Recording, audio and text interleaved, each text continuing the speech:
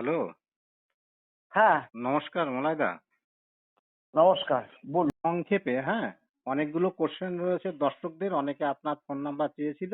আপনার অনুমতি না নিয়ে তো আমি দিতে পারি না।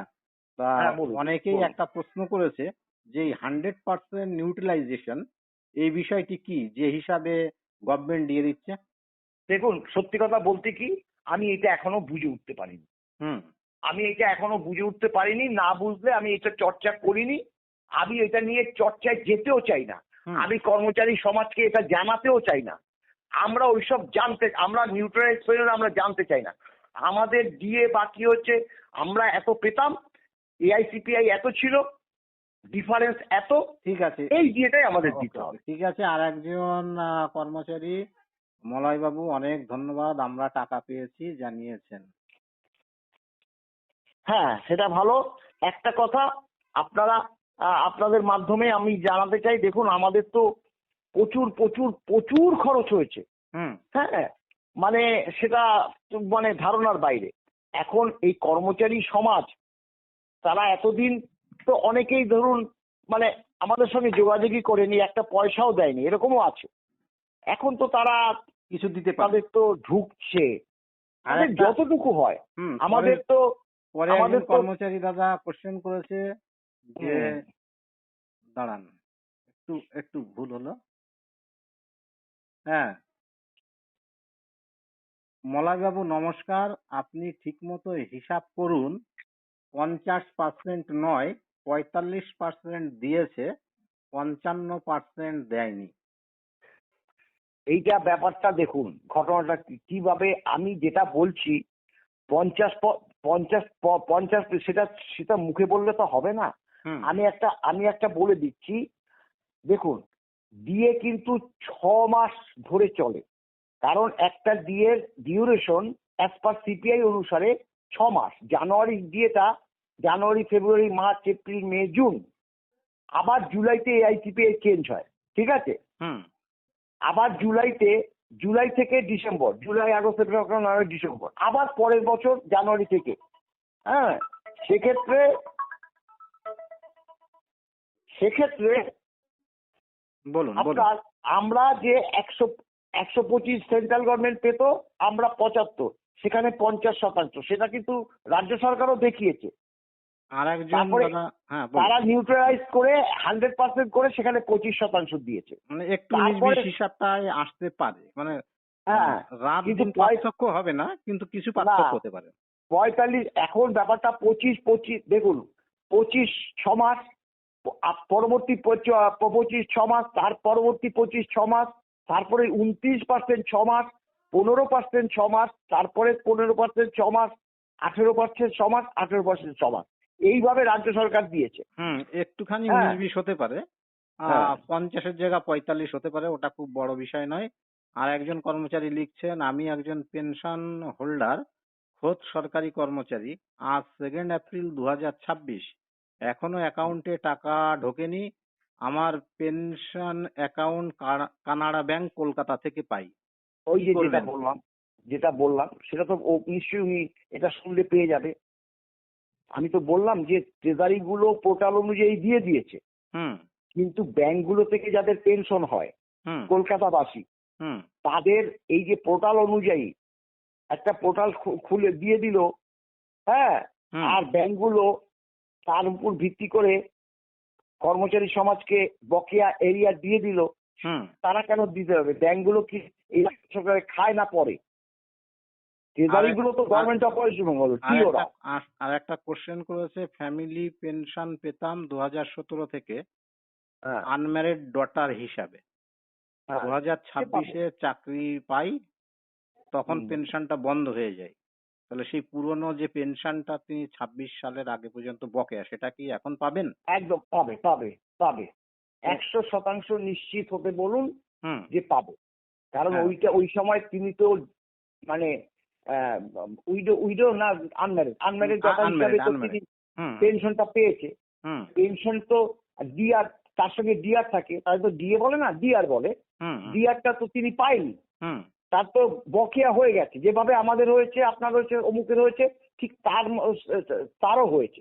হুম তিনি ওই অংশটা পাবেন। ওই 16 থেকে 19 পর্যন্ত যদি তিনি ওই আনম্যারিড ডটার হিসাবে পেনশনটা পেয়ে থাকেন, হুম তিনি পুরো ওই টাকাটা পাবেনই। হুম এইটুক আমরা মানে প্রতিশ্রুতি দিতে পারি।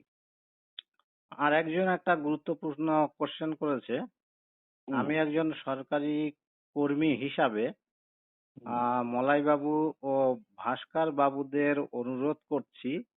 আপনারা অতীতের কথা ভুলে গিয়ে কর্মচারীদের স্বার্থে একসঙ্গে আন্দোলনে কি যোগ দেওয়া যায় না? ওনাকে ধন্যবাদ জানাচ্ছি। এই বিষয়ে বিস্তারিত আর ব্যাখ্যায় আমরা যাচ্ছি না। ঠিক আছে? ওকে। আর একজন লিখেছে, my father colleague who goat retired in 2016 got 44,000 and my father who got retired in May 2018 has only be given 22K. মানে দেখুন, একজন এই বুঝতে পেরেছি। এখন ব্যাপারটা হলো তার বেসিক, অমুকের বেসিক, তার উপর তো ক্যালকুলেশন হয়েছে। হুম তারা যদি মনে করে, আমরা এই কথাটা বলছি, আপনাকেও বলে রাখলাম, তারা যদি মনে করে যে তাদের এই যে রাজ্য সরকারের যে দেয় হিসাবটা, আমি বারবার বলেছি যে 25 এইভাবে নিশ্চয়ই সবাই পেয়েছে। আমি আমি পেজেও দিয়ে দিয়েছি। হুম হ্যাঁ, প্রয়োজনে আপনি সেটা শেয়ার করে দেবেন হুম তাদের কাছে। এই অনুযায়ী তারা ক্যালকুলেশন করবে। সেই হুম ক্যালকুলেশন অনুযায়ী তারা যদি মনে করে যে না, এই ক্যালকুলেশন অনুযায়ী আমার ডিএটা, বকেয়া যে ডিএটা আমি ঠিকমতো পাইনি, হুম তাদের যদি আপনার ট্রেজারি থেকে হয়, হুম ট্রেজারি অফিসার, সেই হুম ট্রেজারির নাম করে তারা কিন্তু তাদের কাছে যাতে মেল হোক বা হার্ড কপি হোক দিয়ে চিঠিটা দেয়। বুঝতে পেরেছেন তো? হ্যাঁ, তাদের বুঝতে জানান পেরেছি। দিতে হবে। কারণ জানান দিতে হবে এই কারণে, তারা যে ওইটা মেনে নিল না, হুম সেটা কিন্তু তাদের কাছে ডকুমেন্টসটা থাকা উচিত। হুম আমরা পরবর্তী তো এটা তো দেখুন, এটা তো মামলাটা এখনো চলবে। এইটুকু আমাদের ধারণা যে মামলাটা কিন্তু এখনো চলবে। এই যে 15 তারিখে যে কমপ্লিট হয়ে যাবে, সেটা কিন্তু আমাদের আইনজীবীরা বলছে না। হ্যাঁ ঠিক আছে? চলবে। অতএব তখন তো আমাদের এইসব বার্তাগুলো বলতে হবে যে যাতে সবাই ঠিকমতো ডিএটা পায়, যাতে ভুলভাল যদি হয়ে থাকে, হতে পারে, কারণ অনেক সময় হয়, এটা তো অস্বীকার করি না।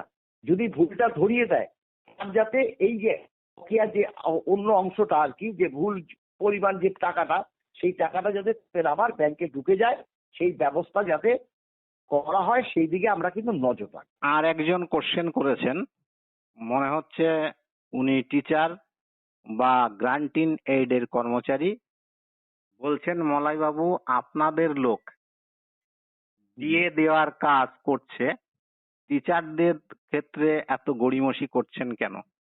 না দেখুন, একটা কথা কেন করছে এটা একটু বুঝতে হবে। আমরা যখন মামলা করেছি, আমরা কিন্তু বলিনি যে আমাদের যে পিটিশন, সেই পিটিশনে যদি আমরা বলতাম যে শিক্ষক, অশিক্ষক, বোর্ড, কর্পোরেশন, হ্যাঁ, এরাও এই মামলার সঙ্গে সম্পৃক্ত আছে, এইভাবে যদি আমরা পিটিশন করতাম, তাহলে কিন্তু আমাদের পিটিশনটা গ্র্যান্ডই হতো না ট্রাইব্যুনালে। কারণ ট্রাইব্যুনালে খোদ রাজ্য সরকারি কর্মচারীরাই মামলা করতে পারে। আমরা কিন্তু সোজা সরাসরি গিয়ে হাইকোর্টে মামলা করতে পারি না। সেখানে পারে আবার কারা? গ্র্যান্টিং এইড কর্মচারীরা। আমরা বলেছি যে রোপা 2009 মেনে যারা বেতন, পেনশন, ভাতা অমুক অমুক পায়, সেটা তো আমরা জানি গ্র্যান্টিং এইডেরা পায়। তা আমাদের দিলে তাদেরকেও দিতে হবে। এইটাই অবশ্যই আমরা বারবার অবশ্যই। বলেছি। আমরা একথাও বলেছি এই যে গ্র্যান্টিং এইডের কর্মচারীরা যাতে অন্তত হাইকোর্টে একটা মামলা ঠুকে রাখে। অর্থাৎ এই ক্ষেত্রে আপনাদের তরফ থেকে কোনো বিভেদ নেই। না, আমরা বলেছিলাম কেন কোনো কোনো সংগঠন, শিক্ষক বলুন, অশিক্ষক বলুন, বোর্ড, কর্পোরেশন, পৌরসভা, কেউ একটা, যে আমরাও ডিএটা চাইছি, আমরাও কিন্তু এই রোপা মেনে দিয়ে পাই, তারা কিন্তু সরাসরি হাইকোর্টে যেতে পারতো। তাহলে কি হতো, তারা কিন্তু সহজেই ওই যে আপনার সুপ্রিম কোর্টে অ্যাড হতে পারতো, কিন্তু সেটা তো তারা করেনি। একজন খোদ কর্মচারী তিনি লিখছেন, ম্যানুয়ালি হলেও কোষাতে অনলাইন বিল হতো। হ্যাঁ, হতো কোষা তো, থেকে হতো, সেটা তো বুঝি। 2008 থেকে 2015 পাওয়া যাবে তো? আহ, এখন কোষা ফোসা তো উঠে গেছে, হুম। ব্যাপারটা বুঝলেন তো? কোষা এখন নেই, সত্যি কথা বলতে কি। এখন কম্পিউটারাইজ যুগ, সেগুলোর মাধ্যমে আপনার এই ডিএটা ক্যালকুলেশন হয়, একদম আপনার ওই অ্যাকাউন্টসে দিয়ে যায়, তারপরে বিল হয়, তারপরে যে যার পায়। কিন্তু সরকার কিন্তু সহজেই দিতে পারতো, যারা বিল করে আপনার ইসের ওই গ্যারান্টি এইডের, তাদেরকে এই এখন নির্দেশ দিচ্ছে। এই নির্দেশটা যদি সেই যে যখন মে মাসে বলেছিল যে 25% দিয়ে আগে দিন, তখন তাদের বোঝা উচিত ছিল যে সকলকে দিতে হবে। তখন যদি মানে অগ্রসর ভূমিকা নিত, যে এইটা ক্যালকুলেশন করে রাখতো, তাহলে কিন্তু আজকে এই জায়গায় আসতো না। সরকার কিন্তু সেই সময় হাত গুটিয়ে বসেছিল। সরকার ভেবেছিল যে এই করতে করতে এবারের নির্বাচনটাও আমরা উতরিয়ে যেতে পারবো। অনেকগুলো নির্বাচন উতরিয়েছি আমরা। 16 সালে মামলা করেছি, 16 সালে বিধানসভা ভোটের পরেই মামলা করেছি। 19 গেছে, 21 গেছে, 24 গেছে, প্রত্যেকটা ভোট গেছে। তারা তো আমাদের ধর্তব্যের মধ্যেই ধরেনি। তারপরে এই একদম একদম। 26-এ যখন মানে আসলো, এখন তাদের টনক নড়েছে। এখন দেখুন, এখন তো বাধ্য হচ্ছে, এই যে মুখ্যমন্ত্রী ডায়াসে দাঁড়িয়ে ভোটের প্রচারে বলছে শিক্ষকরাও পাবে, বলতে বলছে বাধ্য না? হচ্ছে। বাধ্য দাদা হচ্ছে। এবার কারণ তারা জানে তো হ্যাঁ, যে একটা এই যে গ্যারান্টি রেটের কর্মচারীরা, তাদের যদি 3 থেকে 4 জন যদি পরিবার হয়, তা কতগুলো ভোট আছে, কেউ ভোট দেবে না। এবার আমরা আশা একজন নিয়ে আমরা আশা সরকারি নিয়ে কর্মচারী সম্ভবত লিখছেন যে I retired from government service as as joint video from Gaighata block on 31st July 2016. but till date neither any DA or DR has been received from my last office. কি মানে অ্যাকশন নেবে? অর্থাৎ উনি যেটা বলতে চাইছেন জুলাই 16-তে বোধহয় রিটায়ার করেছেন। 16তে জয়েন্ট ভিডিও হিসাবে কর্মজীবন শেষ করেছেন, 16-তে, হ্যাঁ, কিন্তু 16-তে কোনো যদি কর্মজীবী, ডিএ বা ডিআর তিনি পাননি, তিনি কি অ্যাকশন নিতে পারবেন এখন সেটা জিজ্ঞাসা করছে। তিনি তো পেনশন পায়, তিনি তো অবশ্যই পাবে। প্রথমত তিনি জয়েন্ট ভিডিও, তিনি একটু র্যাঙ্কে সরকারি কর্মচারীদের একটু উচ্চ স্থানে আছে তো। তিনি যেখান থেকে যেই ট্রেজারি, যেহেতু বনগা থাকে বলছে ট্রেজারি, বনগা ট্রেজারি আছে, বনগা ট্রেজারি টিওর কাছে উনি গেলে পরেই ওনার অবশ্যই, ওনার তো পোর্টাল আছে, HRMS আছে। উনি দেখুন, একদম বসে থাকলে তো হবে না। আমরা তো এখন ট্রেজারি অফিসের কাছে অফিসে তার যেতে দৌড়াদৌড়ি হবে। করতে হবে, অফিসে দৌড়াদৌড়ি তাহলে করতে হবে। কিছুই না, এখন তো তার, তিনি তো আর ইন সার্ভিসের, মানে ইন সার্ভিস যতদিন ছিল, যে 16-তে রিটায়ার করেছে তো, হ্যাঁ 16 হ্যাঁ, ষোলো। এর পরবর্তী যে ডিএটা দেবে, উনি কিন্তু একদম ওই ডিপার্টমেন্ট থেকেই পাবে। বিডিও ছিল, তার যে এস্টাবলিশমেন্ট করে সেটা কিন্তু একদম ইন সার্ভিস হিসাবে পাবে। এবার 16 সালে রিটায়ার করে যাওয়ার পর তাহলে 16 থেকে 19 পর্যন্ত তিনি তো পেনশন পাচ্ছেন, তাই পেনশনের আরেকজন উপর দিয়ে লিখছেন, একটা হবে। হ্যাঁ মহাশয় আমি 2012 সালে অবসর নেওয়া কর্মচারী, আজকে আমার পেনশন ঢুকেছে কিন্তু এরিয়ার ঢোকেনি, কারণটা কি? কারণটা দেখুন, অনেক সময় পোর্টালে এই যে ফিনান্স করেছে না, পোর্টালে নাম থাকছে না বলছে। সেখানে নাম না থাকলে ট্রেজারি অফিসারকে গিয়ে বলতে হয়। ট্রেজারি অফিসার কিন্তু আমরা জানি অনেকে কিন্তু চিঠি করে যে এই কর্মচারীর কিন্তু পোর্টালে নাম নেই, বুঝতে পেরেছেন তো? পোর্টালে নাম নেই, কোনো কারণে আপনার মিসপ্লেস হয়েছে বা কিছু একটা হয়েছে, গন্ডগোল একটা কিছু হয়েছে, তাহলে সেক্ষেত্রে যখনই আপনার ওই ট্রেজারি অফিসার বা যদি ইন সার্ভিস থাকে ডিপার্টমেন্ট, তখন ফিনান্সকে জানাচ্ছে, ফিনান্স সেটা রেকটিফাই করে দিচ্ছে। তাহলে সেটাই তো বলছি, তাদের কিন্তু যেখান থেকে পেনশন হয় বা যেখান থেকে ইন সার্ভিস ছিল, যে ডিপার্টমেন্ট বা যে ডাইরেক্টরেট বা যে রিজনাল অফিসে তারা কাজ করত, মানে তাদের যে বেতন পেনশন যারা করত, সেখানে গিয়ে তাদের এই অভিযোগটা করতে হবে। একজন লিখছে, দেখুন কতটা যুক্তিযুক্ত, আমি পড়ছি।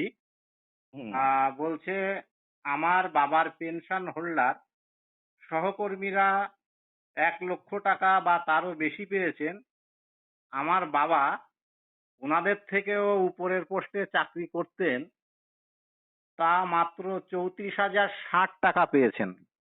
এইটা তো বলছি, এইটা দেখতে হবে, বলতে হবে। এটাও এই যখন তিনি এইটা জোগাড় করলেন যে তার থেকে নিচু স্তরার যে কর্মী তার এই বেসিকে এত টাকা পেয়েছে, তার বাবার এত আরেকটু বেশি বেসিকে এত কম হয়েছে, এই যে ডিফারেন্সটা, এইটা প্যারালাল করে সেটা যেখান থেকে পেনশন হয় পেনশনে দিতে হবে, বা যদি তিনি ইন সার্ভিস থাকে ডিপার্টমেন্টে জানাতে হবে, অভিযোগটা তো করতে হবে। অবশ্যই অভিযোগটা অবশ্যই। দেখুন, এই জায়গাটায় আমরা বলে দিতে পারি, আমাদের কাছে অভিযোগ করলে আমরা তো তা সলভ করতে পারবো না, তাই না? সলভ তো করবে ট্রেজারি অফিসার, টিও, আর না হলে ডিডিও। এই তাহলে ডিডিওর কাছে, ট্রেজারি অফিসারের কাছে এই বার্তাটা জানাতে হবে কর্মচারী সমাজকে, যাদের এই যে ডিফারেন্স দিয়ে তা ঢুকছে। কেন ঢুকবে? আমি যে আমার সঙ্গে কাজ করতো, তার বেসিকটা একটু কম, আমার বেসিকটা একটু বেশি, সে বেশি পেয়ে গেল, আমি কম পেয়ে গেলাম, সেটা তো হলে হবে না। এটা কিন্তু কাজ করতে করতেও হয়। পে প্রোটেকশন বলে একটা কথা আছে, যিনি বলছেন তাকে জানাবেন যে পে প্রোটেকশন বলে একটা কথা আছে। ধরুন আমি জয়েন করলাম ডিপার্টমেন্টে, তার 2 মাস পরে বা 3 মাস পরে একজন জয়েন করলো, দেখা গেল তার বেতনটা বেশি, আমার বেতনটা কম। এবার এটাকে পে প্রোটেকশন বলে। অনেকগুলো এবার ডাইমেনশন যখন- থাকে। হ্যাঁ, এই পে প্রোটেকশন অ্যাপ্লাই করলে ডিপার্টমেন্ট তখন দেখে যে হ্যাঁ সত্যি তো ও বেশি পাচ্ছে, আর ও আগে জয়েন করে কম পাচ্ছে, তখন সেটাকে আবার প্যারালাল করে দেয়, বা আরো একটু বেশি হলে বেশি হয়ে যায় তার। এটাকে পে প্রোটেকশন বলে। এই ডিপার্টমেন্টে এক কাজ করছে, তার মানে তার সঙ্গেই যে যিনি এস্টাবলিশমেন্ট করছে সে ভুল করলো, বুঝতে পারলো না, এটাকে পে প্রোটেকশন বলে। সেটা সেক্ষেত্রে এক্ষেত্রেও সেই জিনিসটা হয়েছে, তখন প্যারালাল দুটো বলে তাদেরকে ওই ট্রেজারি অফিসার বা ডিডিও কাছে অভিযোগটা করতে হবে। করতে হবে। ঠিক আছে দাদা, অনেক ধন্যবাদ, অনেক সময় হ্যাঁ, দিলেন। হ্যাঁ। আশা করি আপনি যা উত্তর দিলেন কর্মচারী সমাজের অনেক লাভ আমি হবে পরিষ্কার আগামীতে। বলেছি। তো পরিবর্তিত পরিস্থিতি কোন দিকে যায় আপনি তো নজর রাখছেন, আমরাও রাখছি। আবারও আপনাদের ভিডিওর মাধ্যমে একটু বলতে চাই, আমাদের অনেক খরচ, যদি কেউ কিছু পারে, আমাদের ব্যাংক অ্যাকাউন্ট আছে, মলয় মুখোপাধ্যায় প্রোফাইল খুললেই আমাদের একদম পিন পোস্ট আছে, সেখানে স্ক্যানার আছে, সেখানে ব্যাংক অ্যাকাউন্ট আছে, যার যতটুকু সামর্থ্য আমাদের এই অ্যাকাউন্টে পাঠিয়ে দিলে আমরা বাধিত হব। ওকে দাদা, আপনার ফেসবুক অ্যাকাউন্ট আমি ফলো করি। আপনার হুম, যে স্ক্যানার আছে ওটা আমি আমার চ্যানেলের মাধ্যমে কর্মচারীদের কাছে পৌঁছে দেওয়ার ব্যবস্থা করব। অনেক ঠিক আছে অনেক তো? ধন্যবাদ। হুম হুম, অনেক ধন্যবাদ, ভালো থাকবেন। হুম।